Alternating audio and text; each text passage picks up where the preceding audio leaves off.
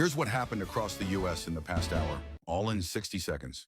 House Democrats said they will force a war powers vote to limit Trump's authority for further strikes against Iran.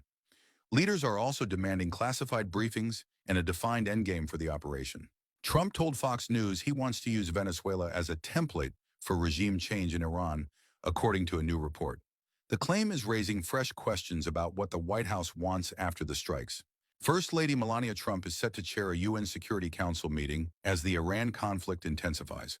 Her office says the session will focus on education, tolerance, and global stability. The Supreme Court paused a New York court order that would have forced new lines for Rep. Nicole Malliotakis' district before the 2026 elections. For now, the state can keep using its current congressional map.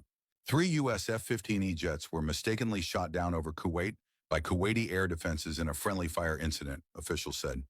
All crew members ejected and were recovered, as both militaries opened investigations. The Trump administration moved to drop court fights against 4 law firms it had targeted with punitive executive orders. The reversal ends appeals after multiple judges blocked the orders as unconstitutional. Hillary Clinton appeared for a closed-door House oversight deposition on the Epstein files and said she had no knowledge of Epstein's crimes. Republicans later released video from the Clintons' depositions, escalating the political fight. CBS News obtained a photo showing the Austin gunman wearing a shirt with a design resembling the Iranian flag, plus a hoodie reading, "Property of Allah." Investigators are reviewing whether ideology played a role in the attack. Here's what happened across the U.S. in the past hour, all in 60 seconds.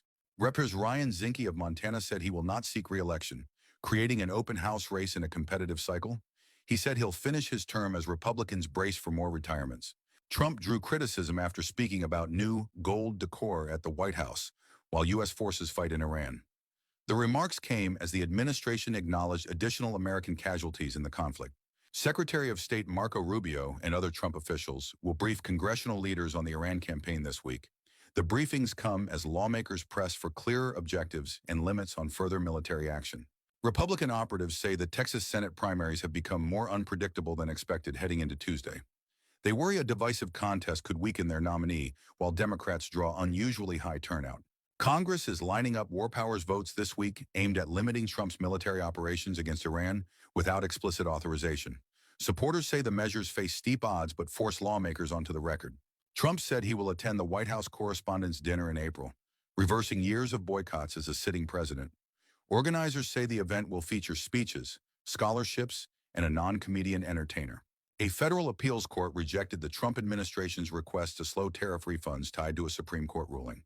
The decision keeps billions in repayments moving forward while the underlying disputes return to trade court. The DHS shutdown is disrupting operations across TSA, FEMA, and other agencies as tens of thousands keep working without pay. Officials warn the longer lapse could strain security, travel screening, and disaster response. Here's what happened across the U.S. in the past hour, all in 60 seconds.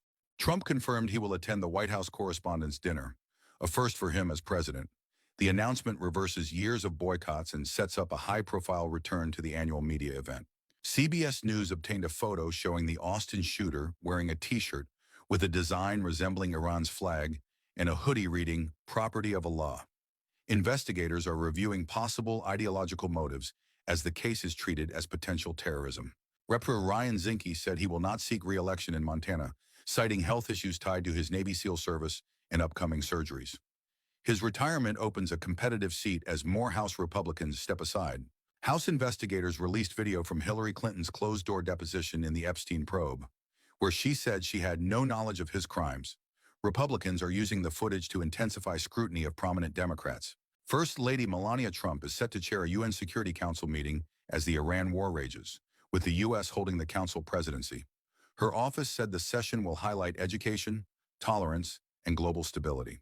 The Trump administration dropped its court fights defending executive orders aimed at punishing 4 major law firms and restricting their federal work.